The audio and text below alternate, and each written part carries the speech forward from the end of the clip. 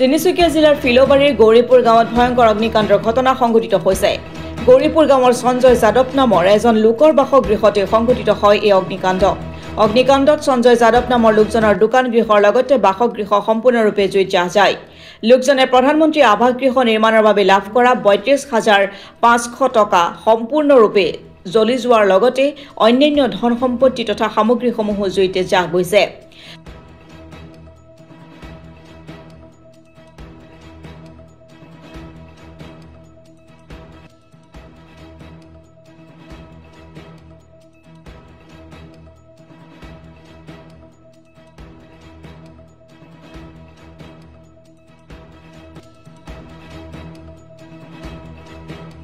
স্থানীয় লোকসকলে জুই নিৰ্বাপনৰ চেষ্টা চলায় যদিও অগ্নিকাণ্ডত লোকজনৰ দোকান গৃহৰ লগতে বাসগৃহও জাহ যায়।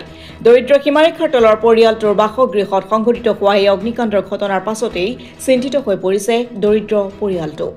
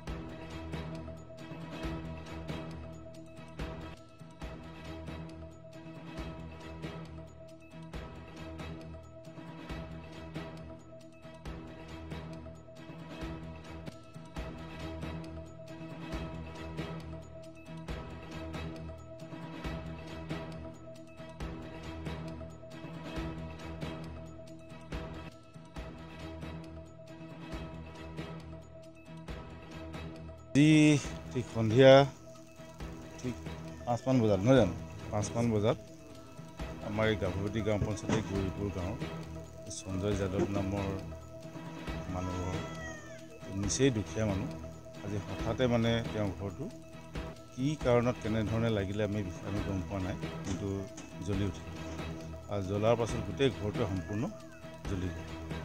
তাৰ উপৰি আমি গম পাইছোঁ তেখেতে প্ৰধানমন্ত্ৰী আৱাস যোজনা গৃহ এটাও পাইছিলে। সেই গৃহৰ বাবে তেওঁৰ প্ৰথম কিস্তি যিটো ধন, সেই ধনটো আনি তেওঁ ৰাখিছিলে। সেই ধনখিনি সম্পূৰ্ণৰূপে জ্বলি ভস্মিত হয় আৰু লগতে তেওঁ সমস্ত বয় বস্তু, কাপোৰ কানি, খাদ্য সামগ্ৰী আদি কৰি সকলোবিলাক জ্বলি নিশেষ হৈ যায়। স্থানীয় ৰাইজে সকলোৱে মিলি তেওঁৰ সহযোগিতা কৰি পানী চানী মাৰি ঘৰটো জুই নুমুৱাৰ ব্যৱস্থা কৰে যদিও কিন্তু তেওঁৰ সামগ্ৰীসমূহ চাব নোৱাৰিলে। অন্ততঃ মানুহকেইজন তেওঁ যেন তেন ঘৰৰ ভিতৰৰ পৰা ওলাই বাচিব পাৰিলে। ল'ৰা ছোৱালী 3টি, মাক বাপেক 5জন মানুহ, নিচেই অকণমানি দুখীয়া মানুহ। আমাৰ অত্যন্ত দুখ লাগিছে, ইমান দুখীয়া মানুহ এজনৰ ঘৰ এটা হঠাতে এনেকৈ জ্বলি নিশেষ হোৱাৰ বাবে আমি অন্ততঃ শোক প্ৰকাশ কৰিছোঁ।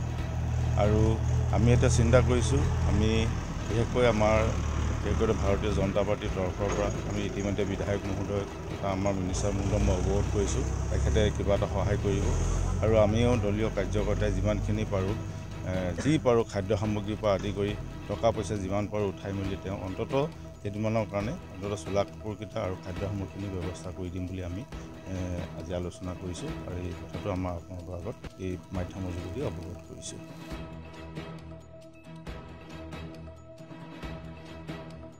Bureau report, Assam today.